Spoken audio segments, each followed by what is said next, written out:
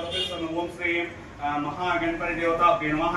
अस्मिन् मंडले बिंबेवा ओम बोहान महागणपति मावामि ओम सोहा महागणपति मावामि ओम भूर्भुवस्वः महागणपति मावामि स्थापयामि पूजयामि शक्ति सन्नसा परिवारकार प्रागच्छन् महागणाधीशाय नमः। आविटोवाहिनी आसनमासं समर्पयामि पादयोः पाद्यं समर्पयामि हस्तयोः मर्घ्यं समर्पयामि मुखां भुजे आचमनं समर्पयामि ओम श्री गौरीपुत्राय महा गणेश्वराय महा स्कंदगिरिजाय महा अव्यनाय महा पोतनाय महा अध्यक्षाय महा वेंकटेय महा वेणुमात्राय महा सदाशिव महा रुद्राय महा अग्निगर्भस्थाय महा मिंद्रशिवराय महा वालिपराय महा मखलाश्रम संसिद्धाय महा बीजवराय महा अव्यक्ताय महा सहस्राक्षाय महा सहस्रबालवे महा अपर्गवे महांताय महा तारकाय महा मूषक वाहनाय महा रुष्टाय महा तिष्ठाय महा प्रसन्नात्मने नमः।